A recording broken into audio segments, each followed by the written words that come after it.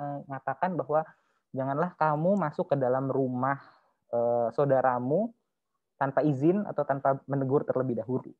Itu di Quran. Ataupun saya juga pernah membaca hadis ketika kita memandikan jenazah, kita tidak boleh membuka keburukan dari jenazah yang kita mandikan. Kalau tidak salah hadisnya berbunyi seperti itu. Tapi mungkin nanti akan saya pastikan lagi, Bapak Ibu. Nah, privasi ini ada berbagai macam tingkat. Pertama adalah namanya rights to be left alone. Jadi hak untuk tidak diusik, ditinggalkan begitu saja. Kemudian ada juga hak untuk, mohon maaf, sebentar. Hak Pak Angga, ini belum di full screen ya? Maaf. Oh, belum di full screen ya? Iya, di sini bilangnya belum full screen. Oh, oke, sorry. Mohon maaf. Oh, oke, ya. Oke, siap. Terima kasih. Oke, mohon maaf. Oke, jadi tadi sampai mana? Oh, sampai privacy itu ada banyak jenisnya ya, Bapak Ibu. Pertama itu right to be left alone, habis itu right of your body. Jadi privacy terhadap tubuh. Jadi tubuh itu juga memiliki privasi, salah satu domain kita. Lalu kemudian privasi komunikasi dalam berkomunikasi. Jadi makanya oleh karena itu kalau Bapak Ibu menggunakan WhatsApp itu ada namanya end-to-end encryption yang digunakan untuk menjaga privasi komunikasi dari Bapak Ibu, gitu ya. Kemudian ada territorial privacy, yaitu tadi rumah contohnya yang paling simpel, atau kalau kita ngomongin politik internasional mungkin setiap kedaulatan negara punya territorial privacy-nya masing-masing.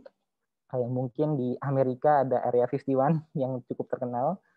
Kemudian ada juga informational privacy. Nah, informational privacy inilah yang akan mengakar menjadi undang-undang RUU PDP ya, dan turunannya kurang lebih seperti itu. Nah, konsep hak privasi ini pertama kali diadvokasikan di Amerika itu oleh Samuel Warren dan juga Louis Brandeis dalam artikelnya yang bernama Rights of Privacy. Ini tuh diterbitkan di tahun 1890 di Harvard Law Review. Jadi kalau Bapak Ibu tertarik tentang apa sih cikal bakal dari konsep ini yang ada yang di dunia modern sekarang, mungkin Bapak Ibu bisa mencari di Google Harvard Law Review dan mencari The Rights of Privacy. Biasanya sudah muncul secara otomatis, kurang lebih begitu. Nah, kebetulan konsep hak privacy ini diamini oleh banyak komunitas dan etnis di dunia, dan akhirnya dikonstruksikan sebagai bagian dari hak asasi manusia, ya Bapak Ibu. Jadi yang bisa kita lihat mungkin di tingkat Perserikatan Bangsa-Bangsa United Nations PBB itu ada UN Declaration of Human Rights tahun 1948 yang menyatakan no one shall be subjected to arbitrary interference with his privacy, family, or a home or correspondence, nor attacks upon his honor and reputation. Jadi dari sini kita bisa melihat privacy itu sudah dikristalkan dan dimasukkan ke dalam instrumen-instrumen hak asasi manusia. Ini ada banyak, ada American Declaration, ada Convention of the Rights of the Child, dan ASEAN pun juga punya di 2013 dan lain sebagainya gitu. Lalu dari tadi kita membahas mengenai kenapa kita harus melindungi privasi secara doktrinal ya Bapak Ibu.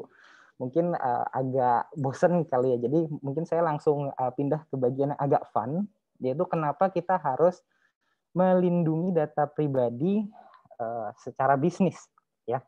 Jadi ini ada suatu data menarik yang ditampilkan oleh Prof. Abu Bakar Munir.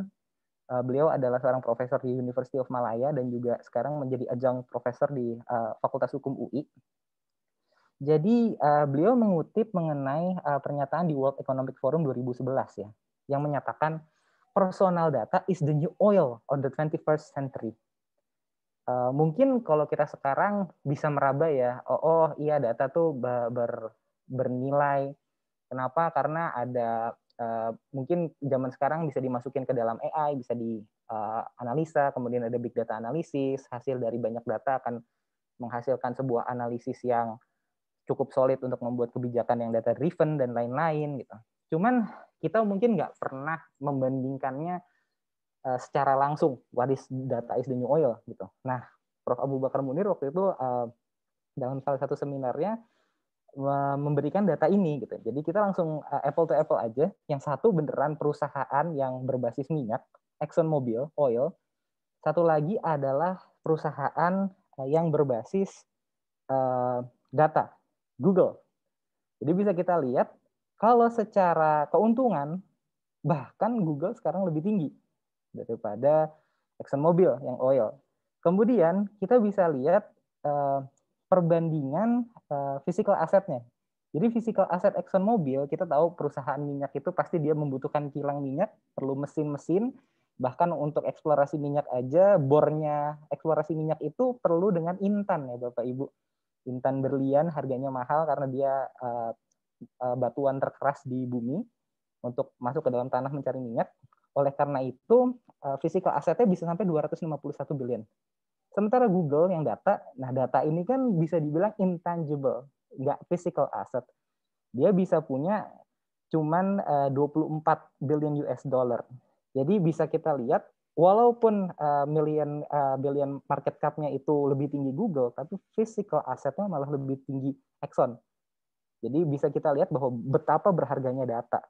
Gitu. Kalau misalnya kita mau perbandingan, kita diferensial aja, kita kurang 251, kurang 24, ya kurang lebih segitulah harga data gitu. Misal contoh kasar. Kemudian yang menarik lagi adalah Exxon untuk bisa mendapatkan level segini itu dia membutuhkan 137 tahun. Sementara Google hanya membutuhkan 15 tahun untuk di level ini.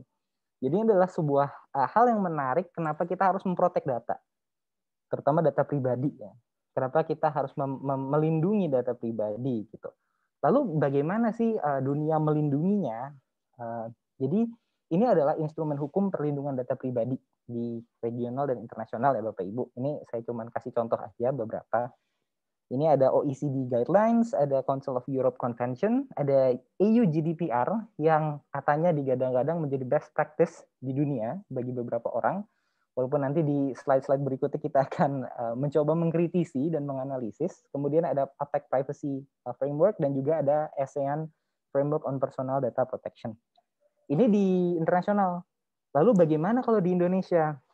Ya, di Indonesia memang kita bisa tahu kita belum punya yang khusus. Kita hanya, tapi bukan berarti kita nggak punya perlindungan data pribadi ya Bapak Ibu. Ini saya mengutip slides dari guru saya, Dr. Edmond Makarim. Beliau memetakan di mana saja aspek-aspek perlindungan data pribadi di dalam hukum Indonesia. Jadi memang tersebar karena yang integrated menjadi satunya itu adalah di RUU PDP dan belum diketok palu.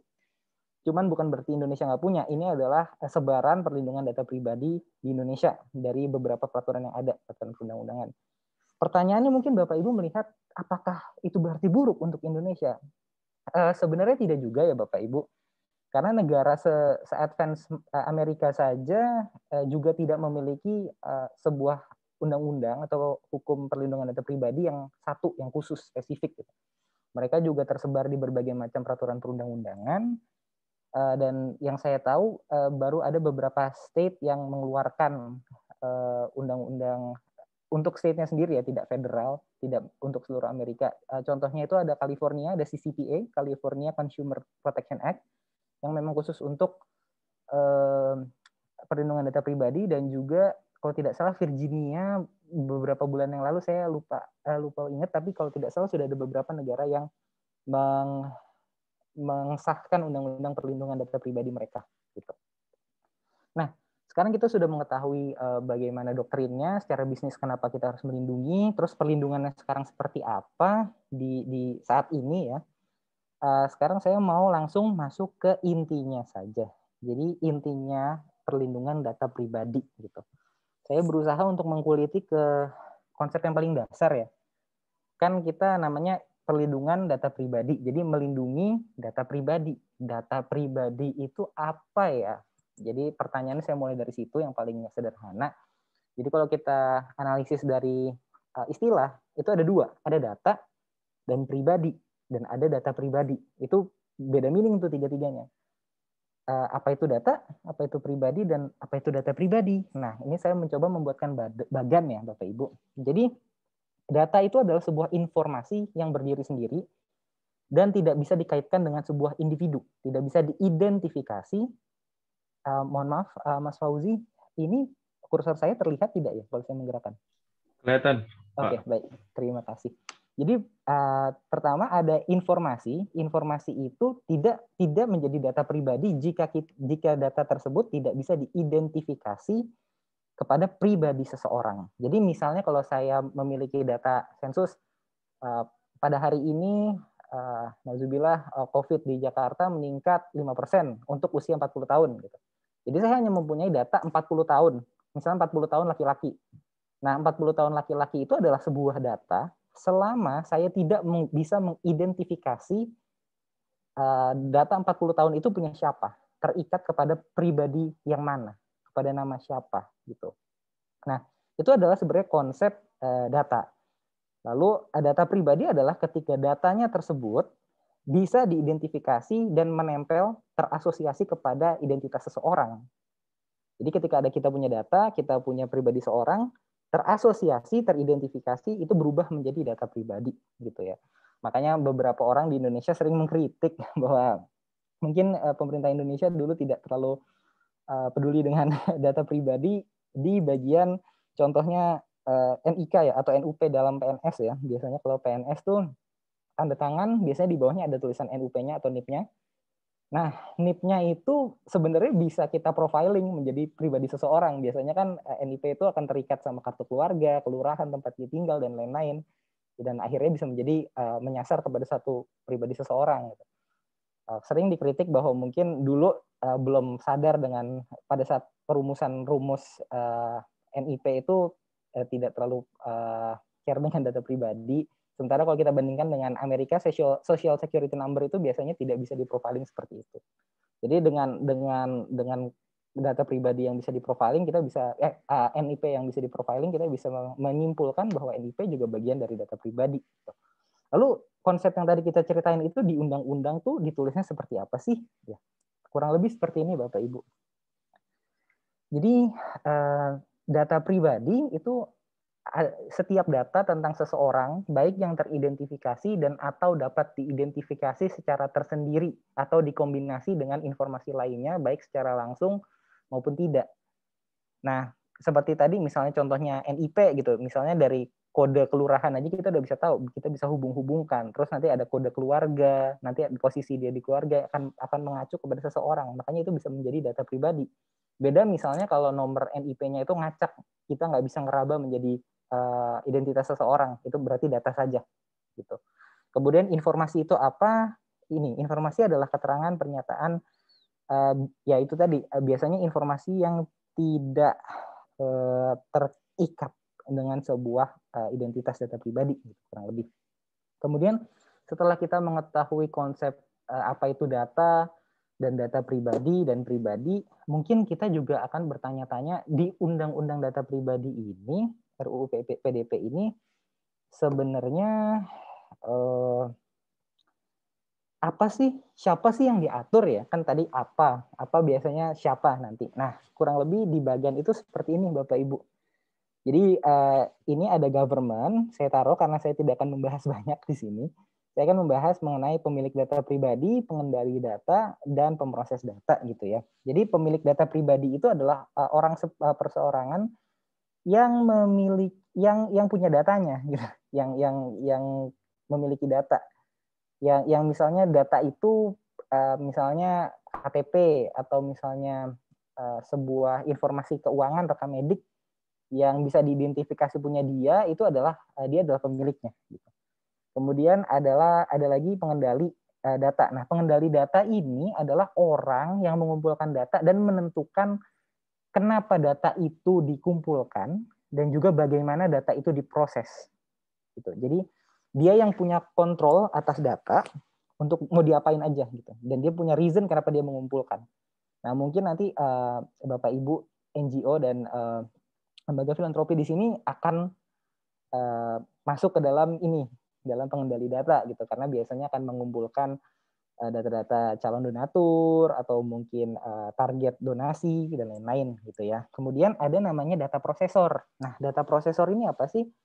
Sebenarnya data prosesor ini adalah orang yang yang melakukan sesuatu atas nama pengendali data gitu. Jadi bentuknya biasanya macam-macam di zaman sekarang, bisa penyelenggara AI, bisa bahkan penyimpanan cloud computing. Jadi kalau misal Bapak Ibu menyimpan data di Google Drive dan lain-lain, itu sebenarnya data prosesor gitu ya. Nah, itu nanti di akhir saya ada beberapa catatan dari beberapa literatur mengenai tantangan dari hubungan antara pemilik data pribadi, pengendali data, dan juga pemroses data gitu ya Bapak Ibu. Jadi untuk di undang-undang bagaimana sih konsepnya dirumuskan? Kurang lebih seperti ini. Pengendali data adalah pengendali data pribadi, pihak yang menentukan tujuan dan melakukan kendali pemrosesan data. Kemudian prosesor data pribadi adalah pihak yang melakukan pemrosesan data pribadi atas nama pengendali. Jadi dia harus atas nama ya. Ketika misalnya dia di luar atas nama, di luar dari yang disuruh, dia bisa kena ancer-ancer hukuman, gitulah simpelnya. Lalu kemudian pemilik data pribadi itu adalah adalah orang perseorangan atau subjek data yang memiliki data pribadi yang melekat pada dirinya. Jadi rekam data medik, keuangan, kalau misalnya ada nama dia dan itu bisa diidentifikasi sebagai dia, itu punya dia. Pemilik data pribadi, kurang lebih seperti itu. Oke, kemudian sebenarnya substansinya tuh apa sih di dalam RUU PDP? Kita tadi udah membicarakan tentang yang diatur adalah data yang melekat sama orang.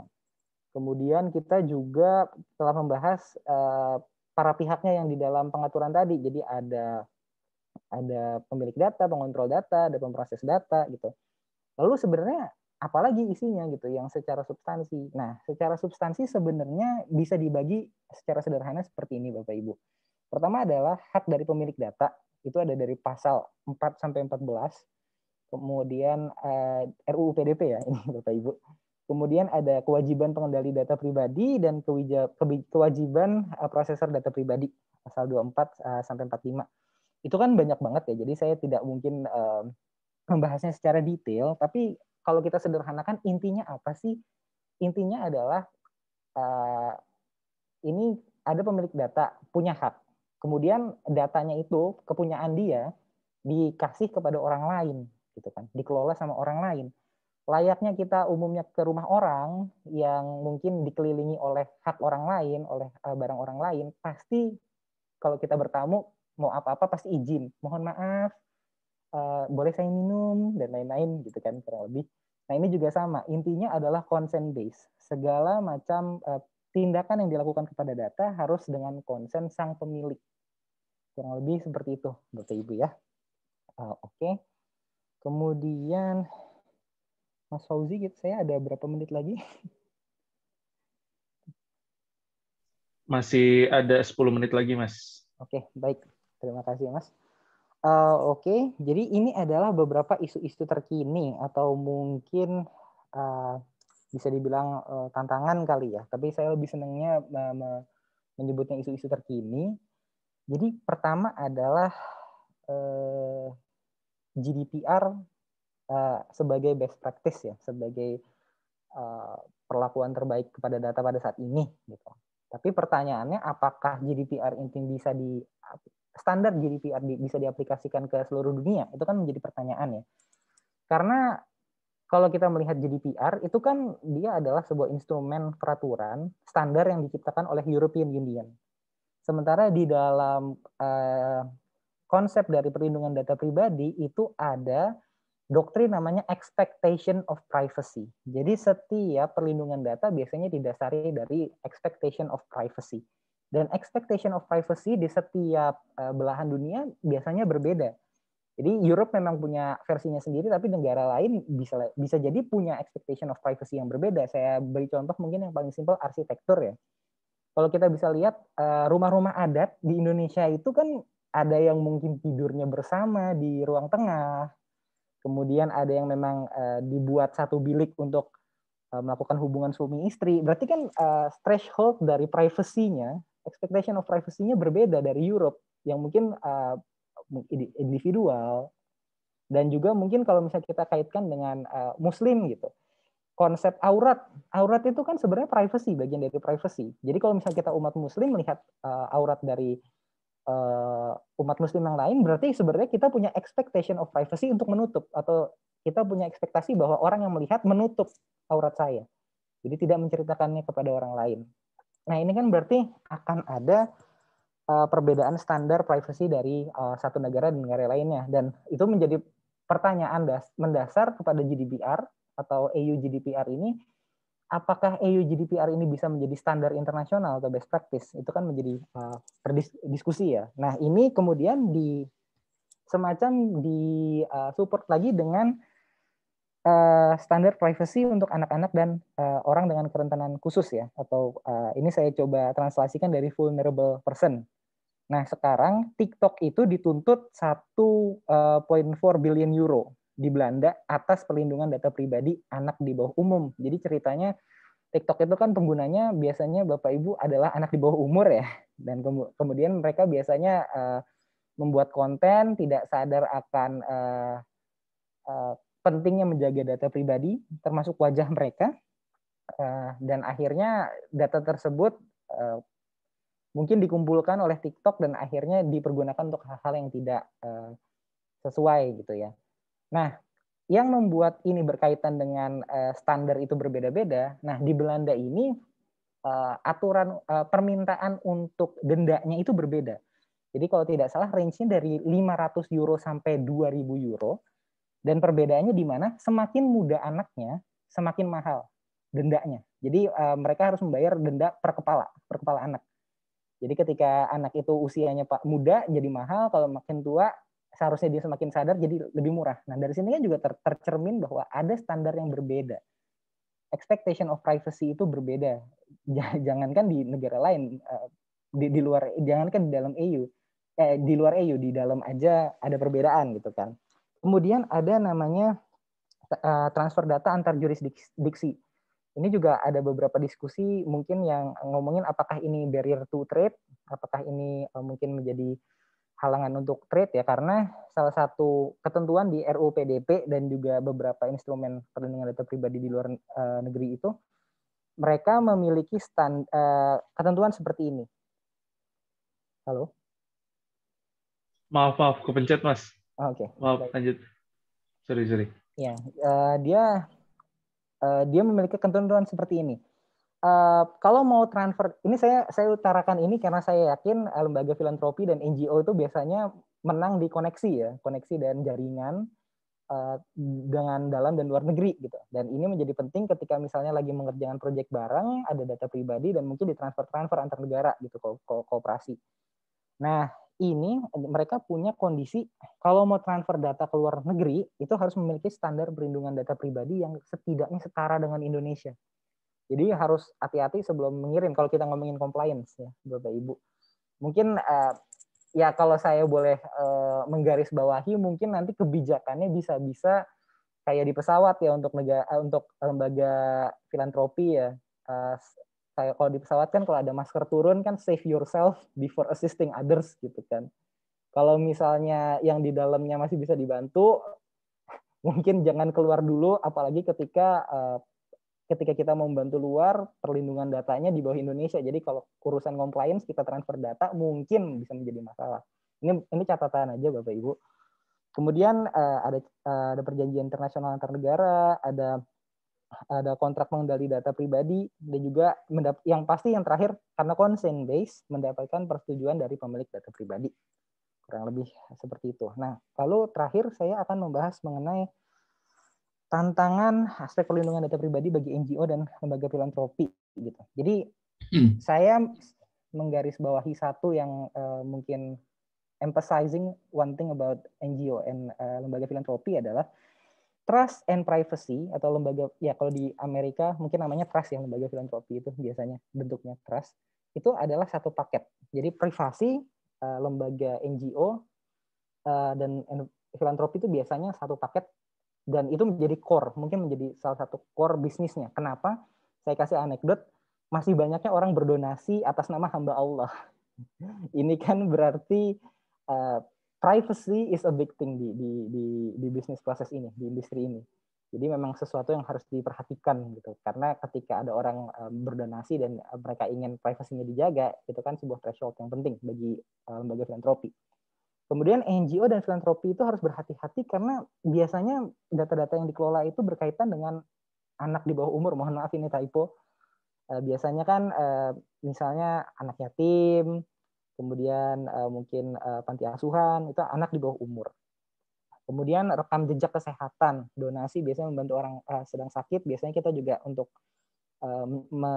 mencari donasi kita cerita, ada data rekam jejak kesehatannya. Lalu ada data orang-orang rentan.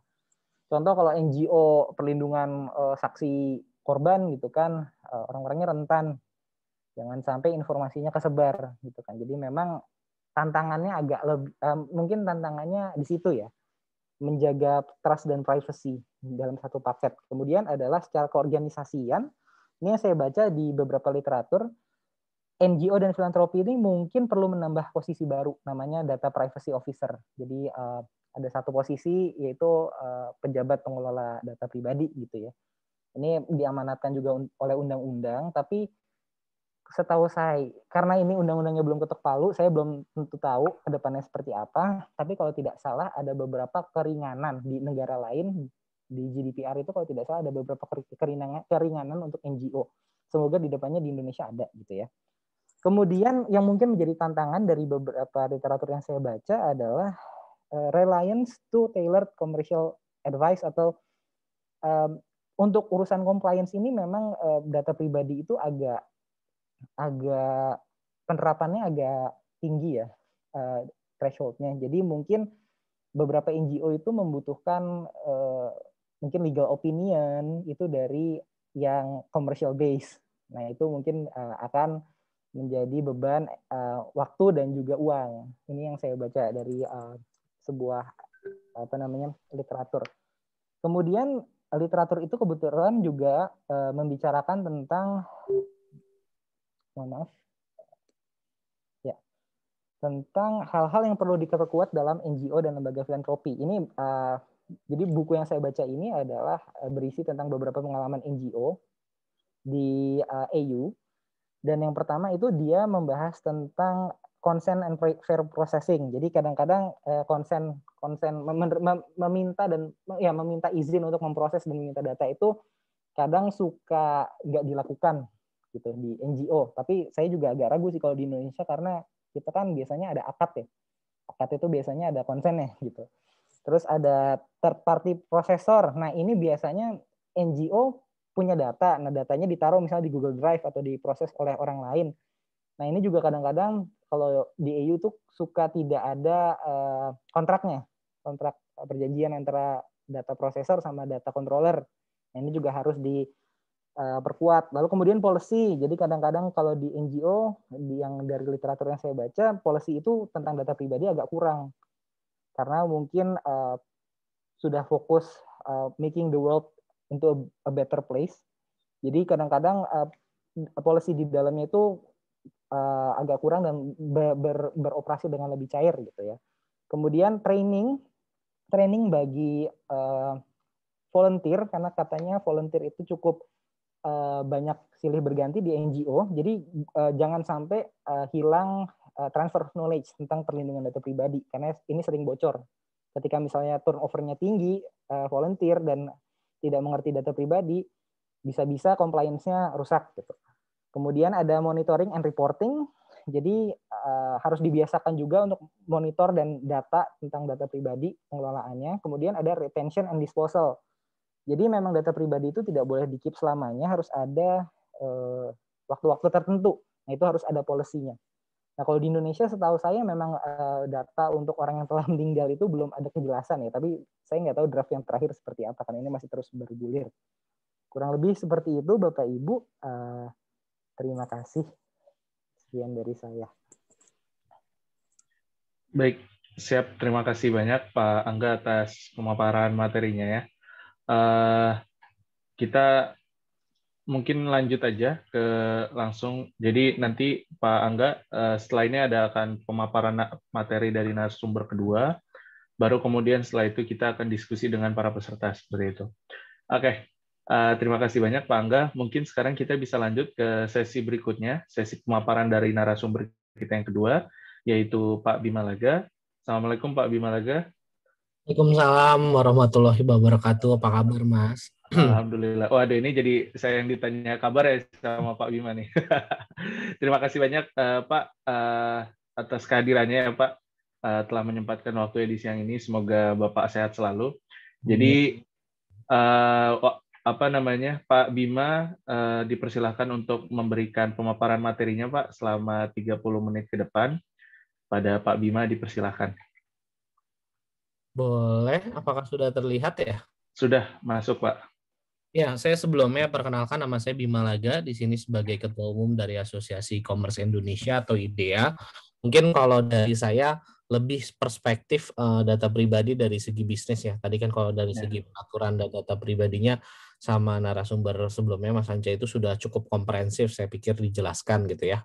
Nah, sedikit saya jelaskan tentang Asosiasi IDEA bagi yang belum mengetahui. Kita asosiasi berdiri tahun 2012, menaungi dari sekarang itu menaungi 236 members atau e-commerce company, dan sudah punya per akhir 2020 itu 236 member. Nah, kalau kita bicara yang mendirikan foundersnya, itu kita ada 9 company ya. Ada beberapa yang masih bertahan, tapi ada beberapa juga yang enggak. Jadi kayak misalnya belanja dari Telkom itu sudah di discontinue ya.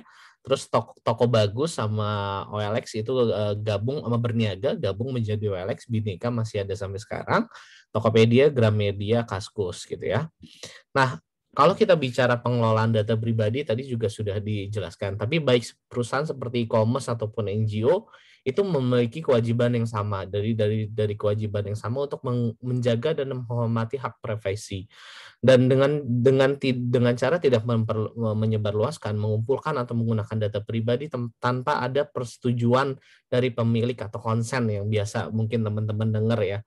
Data dan atau diperbolehkan itu diharuskan oleh hukum yang berlaku. Jadi kita memang harus persetujuan dari pemilik data, adalah kunci dari akses data. Penghormatan terhadap hak pemilik data pribadi, dan tentunya ketentuan hingga denda atas pelanggaran data pribadi.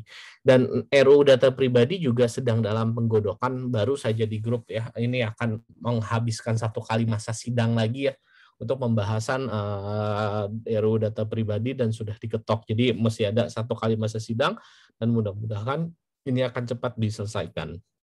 Nah, kalau berbicara regulasi PDP ekonomi digital yang berlaku saat ini, kita ada Undang-Undang ITE ya, Undang-Undang ITE yang paling sering teman-teman mengetahui ya untuk pencemaran nama baik dan segala macam, ini masuk di Undang-Undang di ITE, dan informasinya juga akan direvisi. Dan perlindungan data pribadi juga meliputi dari penghormatan terhadap data pribadi berdasarkan persetujuan, relevansi dengan tujuan kemudahan akses dan keutuhan, akurasi, dan keabsahan, serta pemutakhiran dari data pribadi itu sendiri. Dan peraturan pemerintah PP 71 tahun 2019 di bawahnya Kominfo, ini adalah pasal 15, contohnya adalah kewajiban PSE, penyelenggara sertifikasi elektronik, untuk menjaga keamanan CIA dari data pribadi yang dikelola. Menjamin adanya persetujuan pemilik data terkait perolehan, penggunaan, dan pemanfaatan di data pribadi. PSE juga wajib memberitahukan secara tertulis ke pemilik data pribadi jika terjadi kebocoran data. Nah, hak-hak subjek data yang perlu diketahui dari Undang-Undang 19 tahun 2016, penjelasan 26 pasal ayat 1 adalah, dalam pemanfaatan teknologi informasi, perlindungan data pribadi merupakan salah satu bagian dari hak pribadi atau privacy right. Hak pribadi mengandung pengertian sebagai berikut, contohnya adalah hak pribadi untuk menikmati kehidupan pribadi, bebas dari segala macam gangguan. Hak pribadi adalah merupakan hak untuk berkomunikasi orang lain tanpa ada tindakan memata-matai, dan hak pribadi merupakan hak untuk mengawasi akses informasi tentang kehidupan pribadi dan data seorang. Nah, kalau hak-hak dan subjek data berdasarkan EU GDPR tadi juga sudah disampaikan, RUU data pribadi ini pemerintah nih kiblatnya GDPR sekali nih ya. Jadi ada beberapa, yaitu hak atas informasi, hak asas akses, hak portabilitas, hak untuk menolak, hak untuk pemulihan, hak pengambilan keputusan otomatis, hak atas kompensasi, dan hak memperbaiki, blokir, atau menghapus, atau right to be forgotten, biasanya yang biasa disebutkan. Nah, PDP pada Permenko Info tahun 2016 terbagi menjadi 3 kurang lebih, dari hak pemilik data pribadi, kewajiban pengguna PSE dan kewajiban PSE ya. Jadi kita tuh PSE di sininya sistem elektronik, penyelenggara sistem elektronik itu memberikan perlindungan data dalam rangka pemrosesan data menggunakan sistem elektronik yang telah tersertifikasi, menyimpan data pribadi, menjaga, memberitahukan secara tertulis, memiliki aturan internal, memiliki rekam jejak audit, memberikan opsi, memberikan akses, memusnahkan data pribadi, dan menyediakan content person. Tadi juga sudah disampaikan, sekarang itu teman-teman e-commerce yang sudah menyadari betapa pentingnya data pribadi ini bahkan sudah mempunyai DPO ya, atau data privacy officer itu khusus yang memang tugasnya untuk menjaga, mengelola data pribadi dan memiliki konsen-konsen jika aturan ini nanti disahkan. Jadi beberapa anggota IDEA itu sudah punya job role DPO itu sendiri. Dan ini sekilas tentang perlindungan data pribadi, baik itu substansinya, jenis data, ya, larangan dalam penggunaan, hak pemilikin data, memproses data pribadi, dan juga transfer data pribadi. Nah, apakah itu di dalam wilayah ataupun di luar wilayah, ketentuan datanya, kerjasama internasional, penyelesaian sengketanya. Nah, tanggapan ini beberapa tanggapan atas RUU data pribadi ya, karena kita di sini membahas PDP. Yang pertama ada definisi dari data spesifik dan definisi dari explicit consent. Itu yang menurut kita masih perlu dielaborate, kewajiban pengendali data, jangka waktu pemenuhan datanya, ya, kewajiban terkait akurasi dan verifikasi, kewajiban pemulihan data yang telah dihapus atau right to be forgotten, kewajiban terkait pengumpulan kegagalan pemrosesan data, apakah jika terjadi bocor. Dan ketentuan untuk mengenai sanksi pidana itu sendiri, penambahan unsur tentang kerugian pemilik data, mengedepankan edukasi baik itu penegak hukum serta pemilik data pribadi, dan yang terakhir adalah menjadikan sanksi pemidanaan sebagai ultimatum. Yang paling ramai di pemerintah untuk PDP ini adalah pembentukan komisi independen. Apakah nantinya PDP ini akan berada di bawahnya Kominfo atau nantinya akan ada komisi independen yang khusus untuk mengawasi masalah-masalah mengenai data pribadi itu sendiri. Nah, prinsip-prinsip perumusan undang-undang PDP dalam kebijakan ekonomi digital, yaitu kita mendorong diterbitkannya Undang-Undang Perlindungan Data Pribadi, dan kita berpandangan bahwa ini sangat penting juga untuk kepercayaan konsumen serta dunia internasional sebagai fondasi dari ekonomi digital kita. Ekosistem ekonomi digital terdiri dari model dan skala bisnis yang berbeda-beda. Perumusan kebijakan juga harus mempertimbangkan dampaknya terhadap pelaku khususnya UMKM. Mendukung perumusan aturan-aturan yang melibatkan public private discussion sehingga ketentuan dalam perlindungan data pribadi kita dapat implementasikan atau enforceable dan mendukung perkembangan dari ekosistem ekonomi digital itu sendiri. Nah, jika itu apa aja sebenarnya yang perlu dipersiapkan untuk menjaga data pribadi? Ya, tentunya dari anggota IDEA itu memang diharuskan untuk membangun sistem pengamanan data khusus data pribadi, meningkatkan kapasitas SDM. Nah, ini beberapa perusahaan sudah menyiapkan DPO ya, Data Protection Officer, itu bertindak sebagai perantara organisasi dengan subjek data, memetakan jenis data yang dikumpulkan dan dikelola, dan juga membuat SOP pengelolaan data pribadi, penghapusan dan lain-lain. Itu saja mungkin dari saya, Mas. Mungkin selebihnya kita bisa sambil berdiskusi. Terima kasih. Siap. Terima kasih banyak Pak Bima Laga atas pemaparan materinya. Baik, mungkin kita bisa lanjut ke sesi diskusi ini kepada para peserta.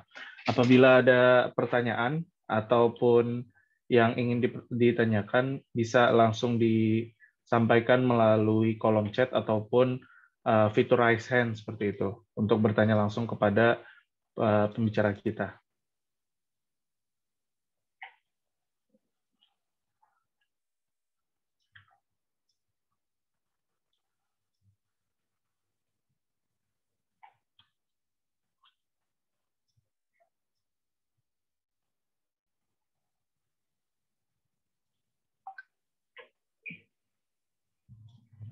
Baik, kepada Bapak Ibu peserta, apakah ada pertanyaan?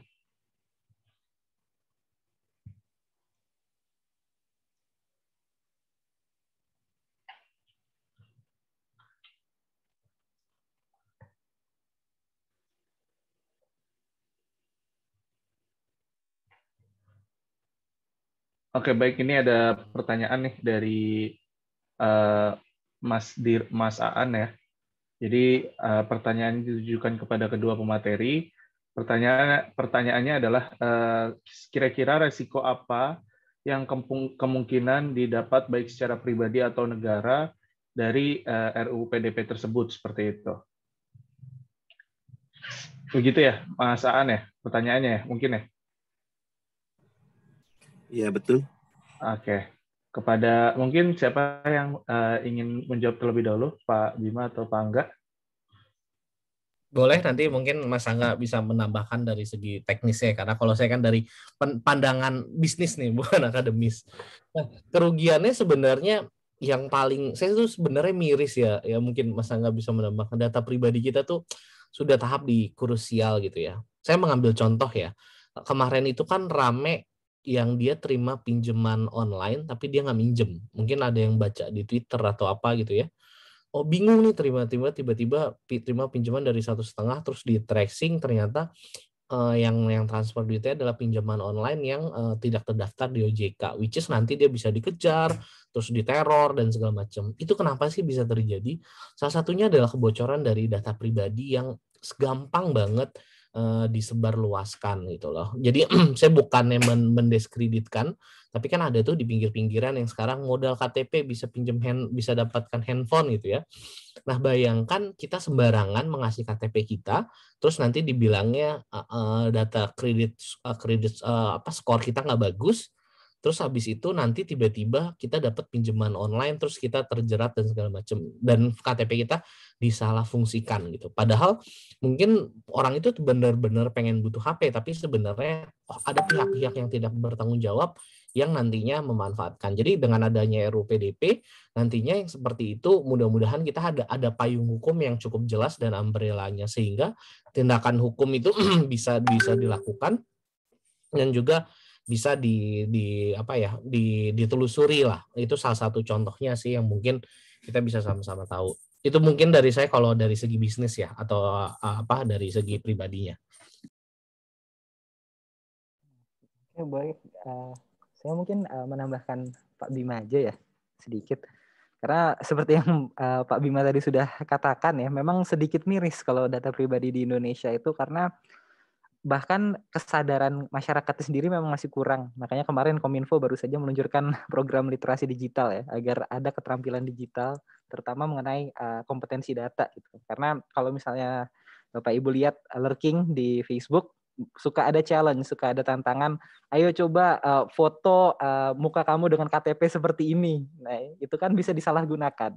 Bisa ditaruh di dalam aplikasi pinjol dan bisa meminta uang. Jadi memang kalau secara pribadi, kebocoran data itu bisa membuat seseorang yang misalnya tadinya dia tidak meminjam tapi hanya tidak dengan ketidakketahuannya foto dengan KTP dan akhirnya disalahgunakan oleh orang untuk minjem online, itu bisa berakhir di bui penjara, bisa jadi pidana untuk sesuatu yang dia tidak lakukan gitu. Jadi data dia digunakan orang lain dan akhirnya dia yang kesannya terlilit hutang gitu, atau mungkin melakukan penipuan. Nah, kalau misalnya dari segi negara itu sebenarnya ada banyak ya. Mungkin salah satu kajian guru saya, Pak Edmond, di Dekan Fakultas Hukum UI itu adalah tentang imperialisme digital ya. Jadi beliau itu mengatakan bahwa ketika kita tidak berdikari, tidak sovereign secara data, bisa jadi kita punya sebuah aset data yang bernilai, tapi karena disimpannya di luar negeri dan nggak ada perlindungan data pribadi untuk negosiasi, maka kita tidak bisa mengakses data kita yang disimpan di luar. Dan itu kalau misalnya kita ngomongin data hanya kajian, itu enak gitu. Tapi kalau misalnya kita ngomongin data strategis, misalnya data pertahanan, dan lain-lain, ketika kita tidak punya payung hukumnya seperti yang Pak Bima tadi utarakan, bisa jadi fatal secara defense atau secara healthcare, bisa fatal. Kurang lebih seperti itu. Terima kasih. Oke, baik. Siap. Terima kasih banyak Pak Bima dan Pak Angga. Bagaimana Mas Aan, apakah ada tanggapan atau cukup?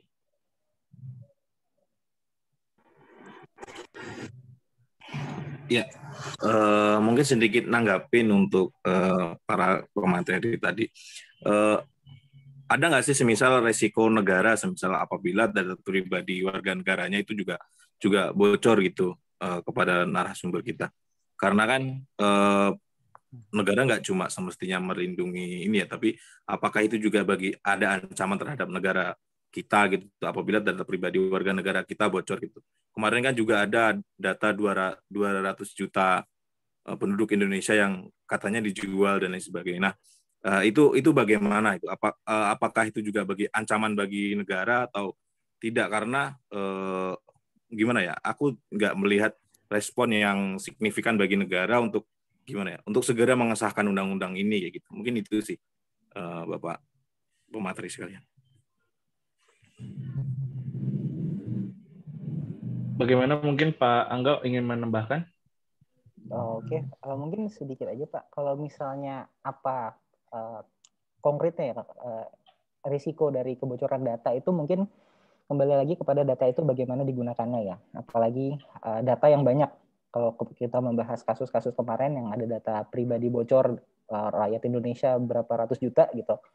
Mungkin itu akan resikonya ketika data itu digunakan untuk profiling yang bisa menciptakan kebijakan-kebijakan yang bisa memberikan keuntungan bagi mereka. Gitu. Contoh misalnya, saya pernah membaca sebuah teori matematika ya, namanya The Power of the Crowds. Jadi begini teorinya, ada seorang matematisian, ada seorang matematikawan di Inggris kalau tidak salah, dia itu menaruh sebuah sapi di tengah kota dan dia meminta untuk semua orang menebak berat sapi itu berapa. Setelah dia rata-rata, kalau tidak salah tidak ada yang setelah dijawab di data tidak ada orang yang berhasil menebak sapi tersebut. Tapi rata-rata dari semua orang itu diferensiasinya hanya 1% atau 2% dari berat sapi yang sesungguhnya. Jadi kita bisa lihat setiap orang, setiap data itu memiliki ibaratnya potongan puzzle, memiliki peran untuk bisa mendeskripsikan apa yang sebenarnya, fakta yang sebenarnya. Jadi kalau kita ngomongin strategis, kita balikin lagi. Apa resikonya sebuah negara yang tidak tahu fakta sebenarnya yang terjadi di negaranya? Kurang lebih seperti itu. Jadi kalau misalnya kita tidak tahu fakta di negara kita, ya resikonya bisa kemana-mana. Ya, simpelnya mungkin kayak gitu ya, Pak. Mungkin Pak Bima mau menambahkan? Ya, wah jujur itu ngeri sebenarnya. Jadi sebenarnya yang paling ini gini deh. Salah satu di pemilu US itu kan memanfaatkan data pribadi untuk memenangkan ya salah satu kandidatnya gitu ya. Karena apa? Karena kita bisa di profiling itu sebenarnya. Oh si Bima nih di Facebook demennya mobil gitu ya. Itu akan dikeluarkan contohnya dikeluarkan kebijakan yang menguntungkan mobil gitu kan. Oh ini mendukung ini salah satu kandidatnya. Itu jadi benar-benar analoginya tuh udah sampai di mastermind jadinya dari data itu gitu. Jadi makanya dan sayangnya orang kita tuh masih segampang itu gitu. Nah ini sekaligus mungkin yang pertanyaan kedua nih ya, data pribadi membatasi membubarkan suatu grup di sosial media contohnya. Grup itu nggak masalah, asal jangan ada yang share data pribadi di dalam grup itu.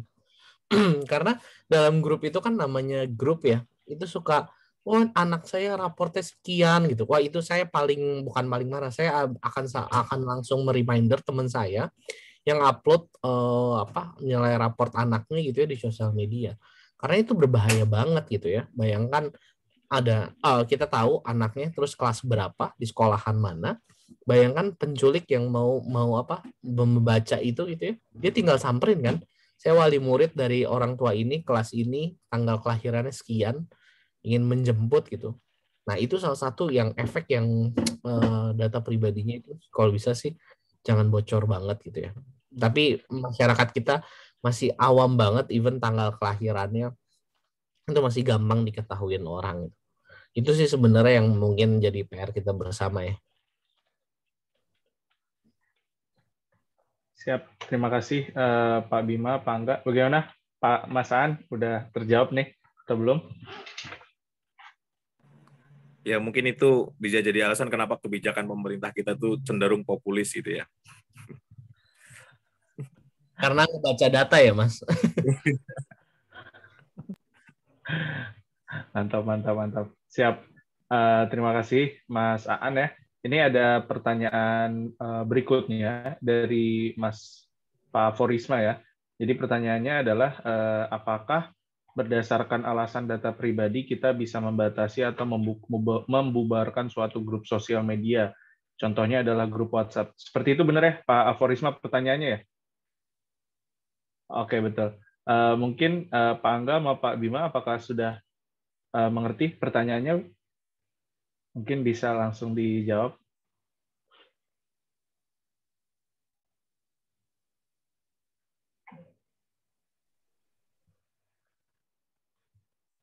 Mohon maaf, Mas Fauzi, bukannya yang ini sudah dijawab ya, yang memberikan grup sosial media?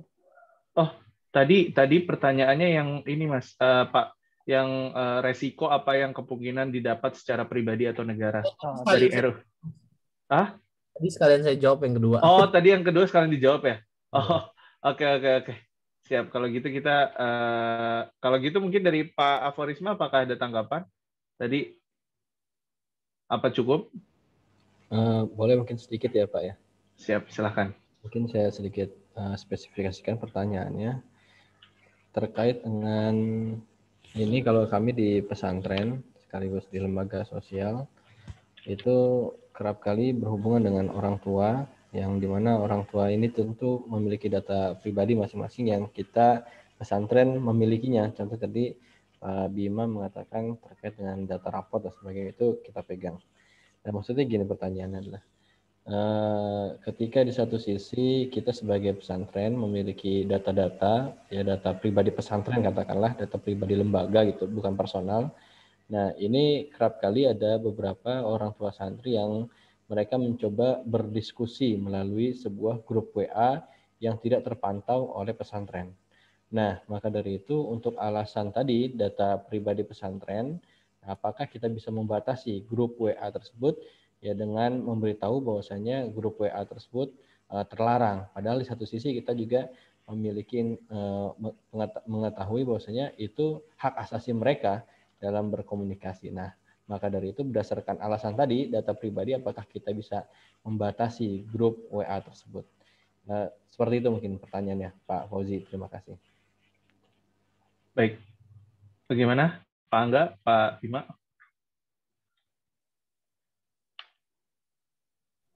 Mungkin Pak Bima terlebih dahulu. Ini bisnis. Kalau grup WA sekolah tadi yang pesantren case-nya Mas, mungkin kalau saya boleh saran, kalau bisa ada yang sifatnya one way. Maksudnya kan kita di grup kadang tuh kitanya nggak bisa untuk berkomentar kan gitu ya. Maksudnya kitanya jadi one way. Ada memang grup, tapi di grup itu dibilang kalau ada keluhan dan segala macam bisa japri dengan pihak PIC siapa gitu. Itu akan lebih bagus dan terarah dibandingkan nanti di grup itu diskusinya let's say saya dari anak ini kelas sekian gitu. Terus nanti kan misalnya di grup itu, oh saya Bima gitu, dari anak saya Ovar kelas 3D kayak gitu. Itu contohnya.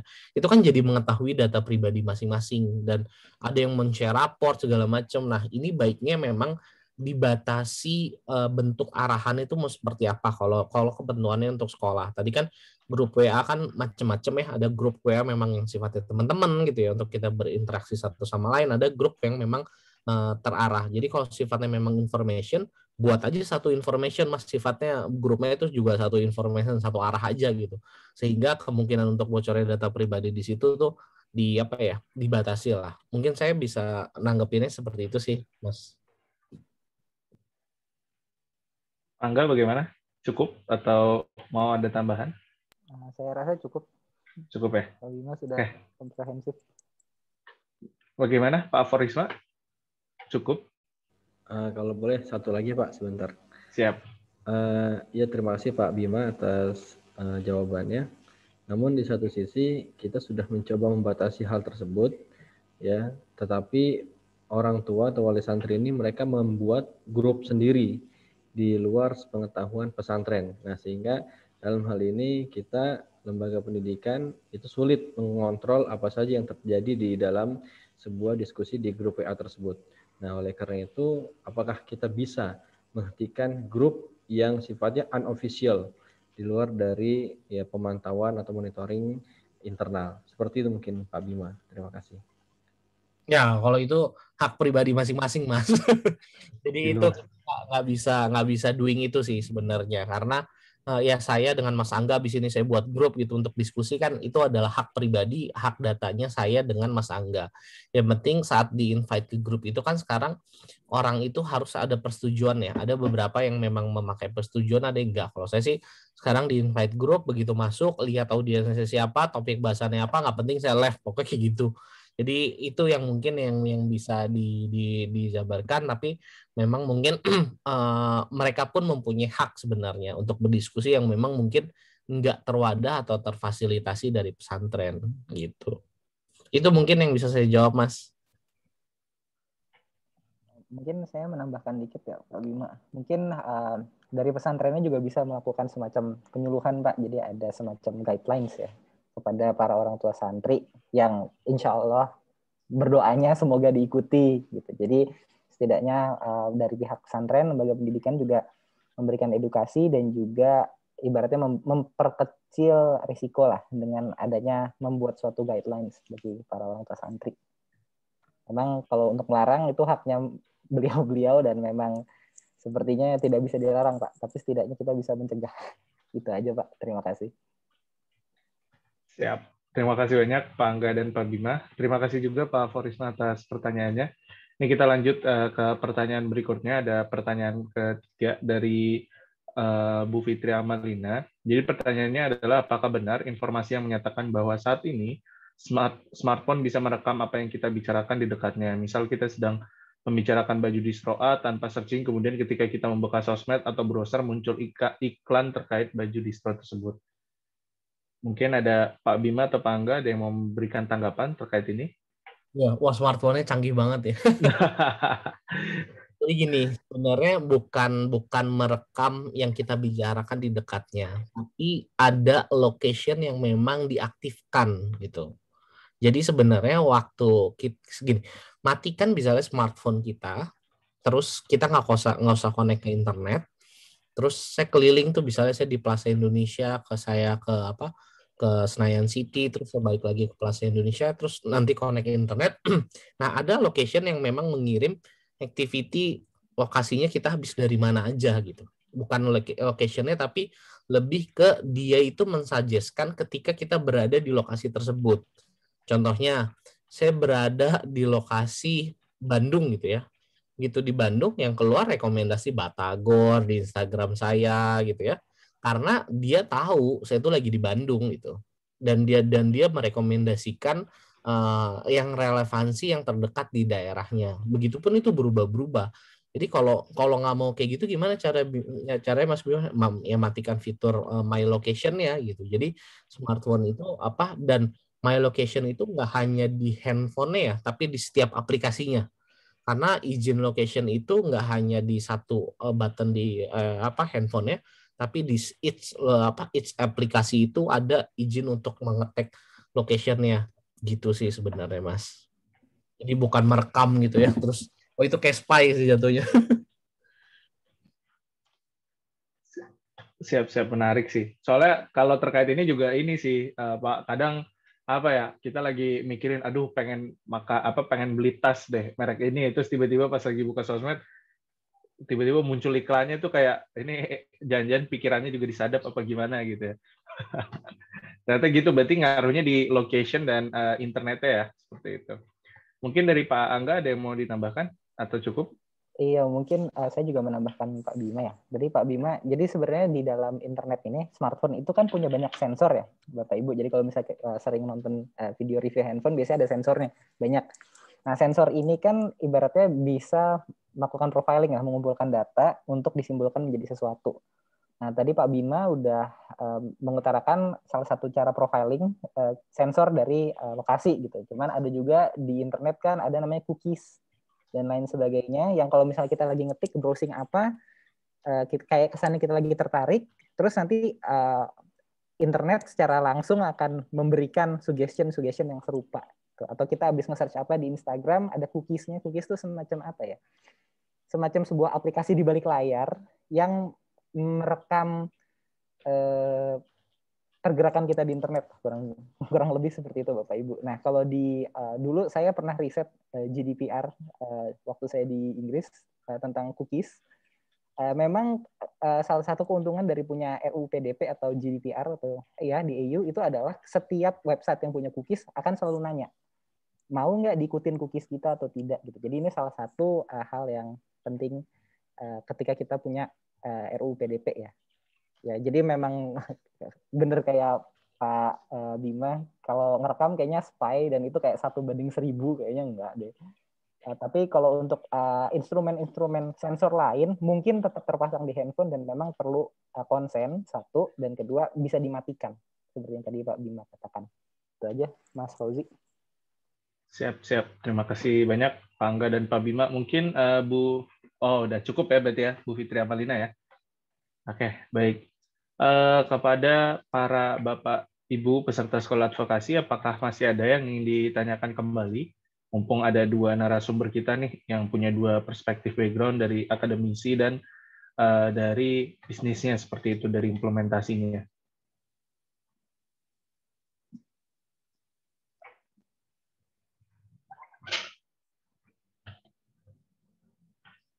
Baik, nampaknya tidak ada ya. Oke, baik kalau begitu sepertinya bisa kita cukupkan. Terima kasih banyak kepada para Bapak Ibu peserta dan pada para narasumber kita hari ini yang telah hadir dan menyempatkan waktunya untuk menjadi pembicara di Sekolah Advokasi Amil dan Nazir yang ke-8. Semoga harapannya kita bisa lebih aware lagi mengenai pentingnya perlindungan data pribadi baik dari sisi bisnis maupun dari sisi akademis, dari segi ilmu. Kemudian juga harapannya ke depannya kita sebagai lembaga amil zakat yang nantinya juga bersinggungan ya terhadap data pribadi dari para amil ini kita bisa mengelola dan membuat SOP-nya dengan baik seperti itu. Mungkin sebelum kita tutup ada baiknya kita dokumentasi dulu kepada para peserta. Mungkin yang bisa menyalakan kamera dipersilakan untuk menyalakan kamera.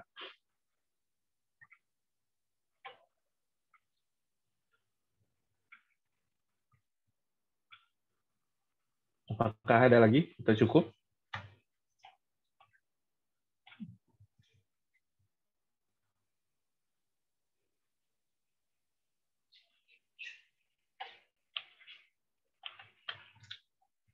Oke, baik. Kalau gitu, Mas boleh diminta tolong dari IMZ untuk didokumentasikan? Boleh. Siap. Oke. Hitung ya. Dikasih jempol. 3, 2, 1. Oke, baik. Terima kasih.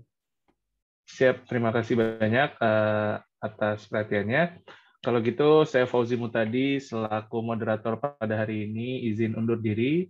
Terima kasih banyak sekali lagi kepada seluruh Bapak Ibu peserta dan narasumber yang hadir pada hari ini. Semoga sehat selalu. Selamat siang. Assalamualaikum warahmatullahi wabarakatuh. Selamat melanjutkan aktivitas. Dipersilakan apabila ingin meninggalkan ruangan. Warahmatullahi wabarakatuh. Terima kasih banyak.